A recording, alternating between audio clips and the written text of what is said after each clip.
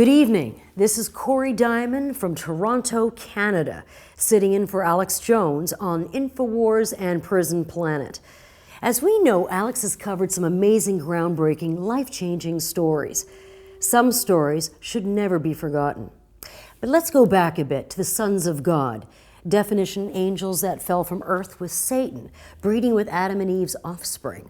A reptilian race mixed with humans. Noah's flood, trying to rid the earth with these evil hybrids, and some survived. Religions over the centuries have recorded encounters with these alien entities. Thrusting forward, we have Illuminati, Templars, Masons, and Hitler's Aryan occult agenda. Thus, the stage is set for the New World Order players. The Rothschilds, Bilderbergers, Skull and Bones, Satanists, etc., all claiming to be descendants of these hybrids.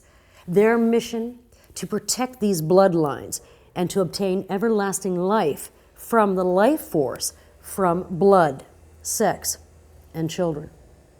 One of the main players, the British royal family. Now, we've heard accounts of hidden lineage tied to Nazi Germany, abduction, sex slavery, murder, and satanic rituals. We have the brave testimony of Arizona Wilder's intense interview with David Icke, she being a mind-controlled sex slave and royal palace witness to the elites shape-shifting into reptilian entities and full-out satanic ritual murders. That said, 2011, New Year's Day, a body is found on the grounds of the Christmas vacation spot for the royals, Sandringham Palace.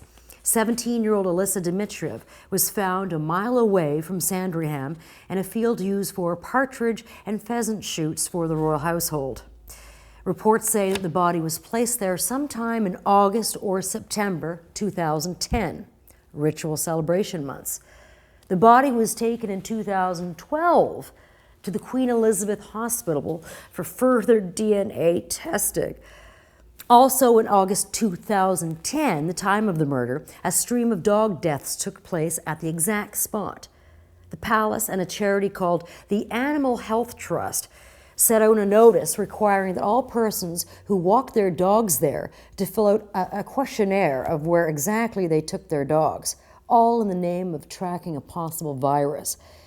Subtle way to find a witness. Reports say the girl's body was lacking flesh and is difficult to determine cause of death. But what I found interesting is this, viewers. Prince Andrew, seen here in 2000, was 17-year-old Virginia Roberts, a victim of mind control and sex slave for the elites since the age of 15. Now here she is with Prince Andrew. Where are they, folks? You got it, Sandringham Palace. She is quoted as saying she met with the prince with her controller, Jeffrey Epstein, a billionaire and convicted pedophile friend of Andrew's. They met numerous times and indulged in sex acts that were very sick in nature, quote unquote.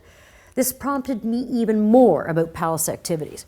September 1st, 2011, Simon Davies, a Calvary guard at Buckingham Palace, and his wife, Fiona, both charged with raping a 13-year-old girl, aiding and abetting, possession and distribution of child pornography. Doesn't stop there.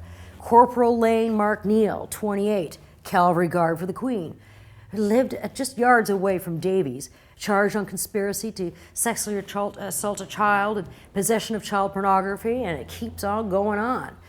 Paul Kidd, in 1976, was the Queen's butler for 6 years. 2008 was charged with 18 sex offenses against boys and possession of child pornography. I mean, he also ran for office for the Independent Party UK. His alleged attacks go back 3 decades. Let's bring it on. Mohammed Hanif received the Butler's Trust Award by Princess Anne. He ministered in the British prison, convicted of preying on young boys and assault charges. Canada's pilot to the Queen, Colonel Russell Williams, charged with multiple counts of murder, rape, and possession of pornography. 2010, a woman was found bludgeoned to death on the grounds of the Windsor Castle. And who could forget Lady Diana, buried against her will on royal property? The list goes on with perpetrators and murders around the royals. It blows my mind, viewers. And it is my belief that New Year's Eve 2010, Alyssa Dmitriev was abducted in some form or fashion for a ritual ceremony, for it does fall on a satanic celebration. She was strong enough to escape. Her traumatized little body only made it so far in the dark. She fell, but not in the hands of her enemies. God bless her, and may she never be forgotten. You know, you see, we are not just dealing with the economic or racist topics of the day that try to confuse us and our vehicles for the satanic motto, creating chaos. But more important, they are after life force, a deeper, sinister plot other than an intangible idea called money, a common goal, blood, sex, and children. Thanks to Alex Jones's Bohemian Grove documentary that started me on my journey with InfoWars many, many years ago. I guess you could call him my Illuminati. I must encourage you all to check out Paul Bonacci, an abducted child, groomed as a sex slave for the elite, his incredible inside story of his ritual abuse at Bohemian Grove. But that's another story. These monsters are determined and subtle, trained, organized, equipped with elite financing.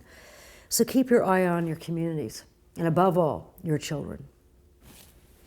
Now, moving on, with the influx of programs such as Entertainment Tonight, TMZ, and hard copy, etc., InfoWars is going to step it up in this department, with me heading up the entertainment warfare just for you.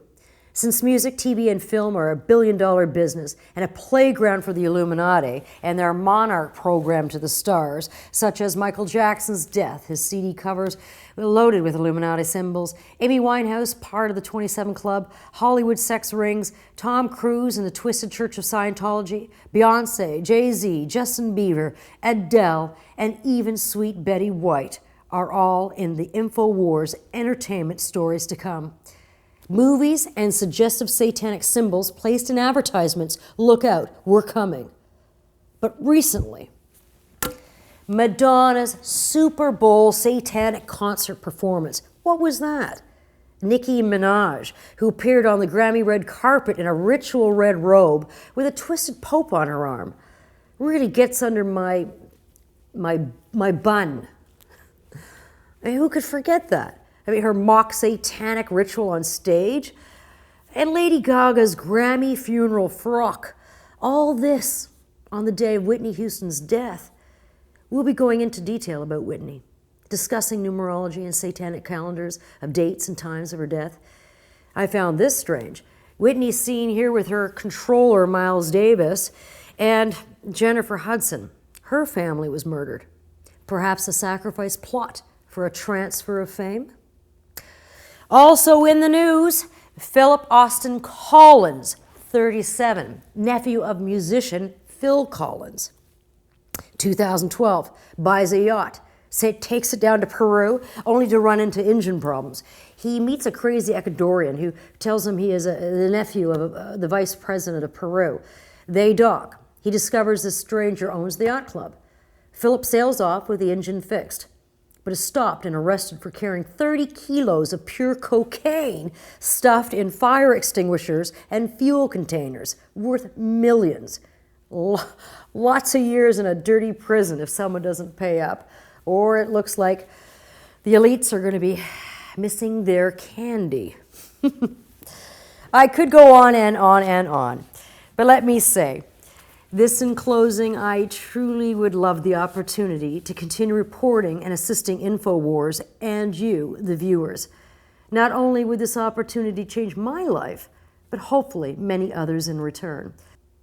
This is Cory Diamond reporting for Alex Jones on InfoWars and Prison Planet.